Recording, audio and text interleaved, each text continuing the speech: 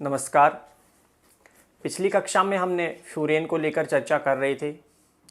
Furan की structure को जाना, फ्यूरेन क्या होता है, फ्यूरेन की एरोमेटिसिटी के बारे में जाना, फ्यूरेन की वीबीटी स्ट्रक्चर के बारे में जाना।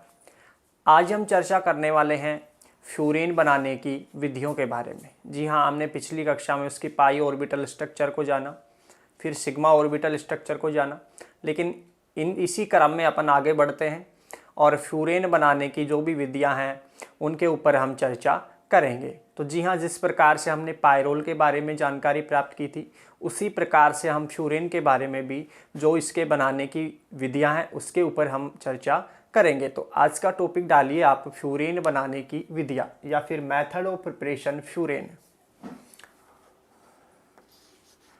फ्यूरेन बनाने की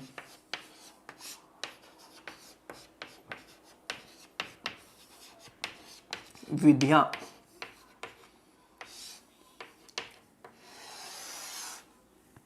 या आप यूं कह सकते हैं कि मेथड ऑफ प्रिपरेशन, यानी किस प्रकार से फ्यूरेन बनाया जा सकता है। इसके अंतर्गत हम सबसे पहले जानेंगे कि म्यूसिक एसिड द्वारा। जी हाँ, म्यूसिक एसिड के द्वारा हम फ्यूरेन को तैयार कर सकते हैं। तो अपन यहाँ पे देखिए, नंबर फर्स्ट मेथड की बात करें तो अपन बना रहे हैं म्यूसिक अम्ल द्वारा।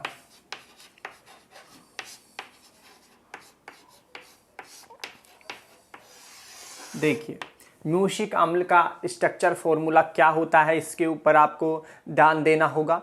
और उसके बाद में देखिए, इस मेथड के अंतर्गत होता क्या है। बेसिकली जो म्यूसिक एसिड होता है, इसका शुष्क आसवन किया जाता है, अर्थात इसके अंतर्गत से जो भी जल के मॉलिक्यूल्स हैं उनको बाहर निकाला जाता है।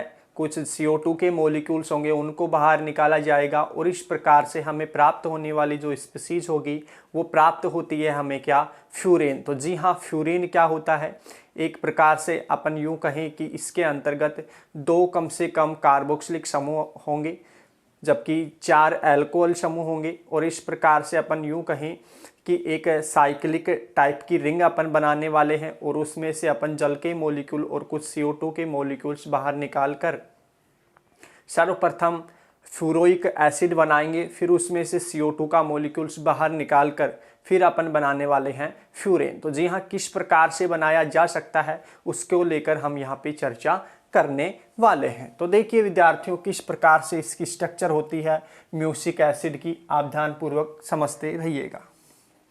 देखिए, मैं यहाँ पे कार्बन ले रहा हूँ 4। इस प्रकार से हमने 4 कार्बन लिए हैं।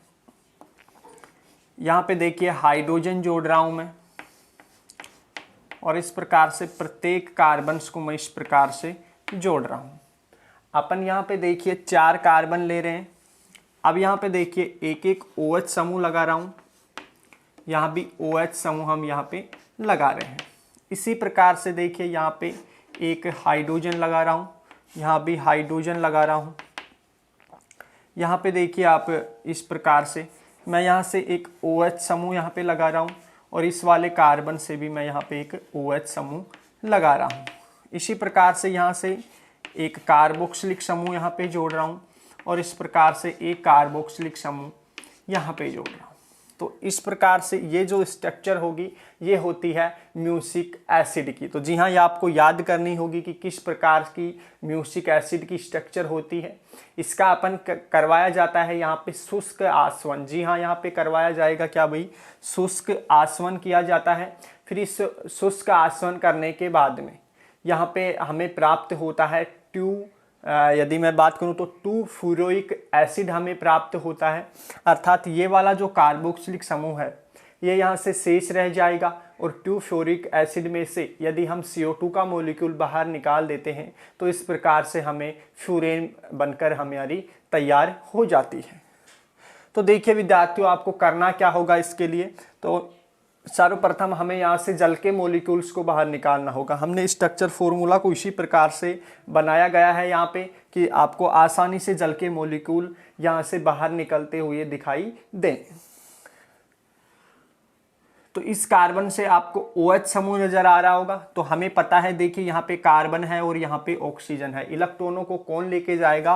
मोर इलेक्ट्रोनेगेटिव एटम कौन? ऑक्सीजन लेकर जाता है। तो यहाँ पे देखिए इस बॉन्ड के इलेक्ट्रॉन यदि मैं इधर शिफ्ट कर दूंगा तो यहाँ पे अपन समझने के लिए यहाँ पे क्या आएगा भाई, यहाँ पे पॉजिटिव चार्ज आएगा। इसी प्रकार से यहाँ पे देखिए हाइड्रोजन है, हाइड्रोजन अपने इलेक्ट्रॉन यहाँ पे त्याग के जाएगा, या मैं कहूँ कि छोड़कर जाता है। तो ये अपने इलेक्ट्रॉनों को ये किसको देकर जाएगा? कार्बन को देकर जाएगा, जिसके कारणवश से यहाँ से किस चार्ज को जनरेट करेगा? नेगेटिव चार्ज को यहाँ पे इस कार्बन के ऊपर नेगेटिव चार्ज को यहाँ पे ये जनरेट करेगा। तो इस प्रकार से ये पॉजिटिव सिरा और ये नेगेटिव सिरा मिलकर एक बॉन्ड का फॉर्मेशन विद्यार्थियों यहाँ पे कर लेता है। तो अपन यूं कहीं सीधा निकाल सकते हैं। अपन ये जानते हैं कि यहाँ से किस मॉलिक्यूल्स को बाहर निकालना है हमें, इस H2O के मॉलिक्यूल्स को यहाँ से बाहर निकाल देंगे। इसी प्रकार से विद्यार्थियों यहाँ पे देखिए आप, हमें पता है फ्यूरेन के स्ट्रक्चर में देखिए एक हेटेरो एटम के रूप में ऑक्सीजन का मॉलिक्यूल होता है। तो यहाँ से देखिए एक जल का मॉलिक्यूल्स हमें यहाँ पे निकाल देना है यहाँ से। तो यहाँ से एक वाटर का मॉलिक्यूल हमने बाहर निकाल दिया है, 2 अणु मॉलिक्यूल्स यहाँ पे निकाल दिए हैं। ये तीसरा देखिए आप। इसी प्रकार से देखिए ये बॉन्ड के इलेक्ट्रॉन ऑक्सीजन की तरफ शिफ्ट होंगे तो यहाँ पे पॉजिटिव आयंस का फॉर्मेशन हो जाएगा, और यहाँ से ये हाइड्रोजन है जो कार्बन्स को अपने इलेक्ट्रॉन छोड़ के जाएगा, यानी कि H+ के रूप में यहाँ से बाहर निकलेगा। तो इस प्रकार से ये जो जल का मॉलिक्यूल्स है यहाँ से बाहर निकल जाता है। तो इसी प्रकार से अपन यूँ कहें कि यहाँ से निकाल सकते हैं 3 तो जल के मॉलिक्यूल्स यहाँ से अपन निकाल सकते हैं। यदि मैं इसको यानी कि इस मेथड को और आगे बढ़ाना चाहता हूं तो मैं यहाँ से देखिए CO2 का मॉलिक्यूल यहाँ से बाहर निकाल सकता हूं। एक को मैं आगे निकालूंगा क्योंकि बीच की जो स्ट्रक्चर है वो वेरी इंपॉर्टेंट एसिड बनता है। इसी कारणवश से अपन इसका और शुष्क आसवन कराते हैं।